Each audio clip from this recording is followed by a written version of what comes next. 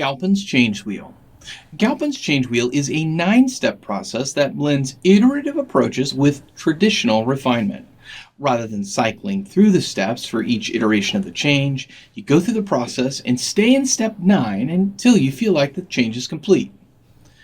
What are the steps? The steps of Galpin's wheel are 1. Establish the need for change. This is much like Cotter's first step to create urgency. Establishing the need to change provides the energy to get through the rest of the steps. 2. Develop and disseminate the vision of the change. Here, the goal is to create buy-in. Much like Cotter's step to communicate the vision, if people don't know what the change means, well, they won't be able to support it. 3.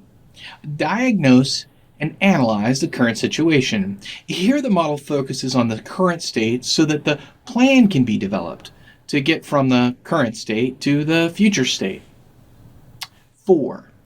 Generate recommendations. Here, the model proposes that you identify potential paths from the current state to the future state. 5. Detail recommendations. With a list of options, the model proposes providing details for each of the options so that they can be tested. 6. Pilot test recommendations. In this step, you attempt to change in a small way. These tests allow you to learn and refine the recommendations. 7. Prepare recommendations for rollout. With the learnings from the pilot, you prepare to scale up and roll out the changes more broadly. 8. Roll out changes. During this step, you implement the recommendations and roll out the change more broadly. 9.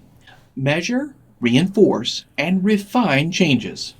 Here, the model monitors, adapts, and reinforces the changes until the old behaviors are extinguished. Limitations and criticisms. This model doesn't allow for repeated iteration of the whole model.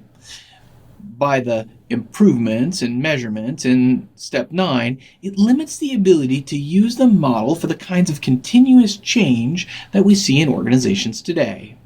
Since much of the model relies on enumerating and detailing recommendations, it presumes that the scale of the change can be done in one iteration, without multiple steps along the roadmap. This limits its applicability to situations that can be described as wicked problems, as they invariably require iteration and adaptation.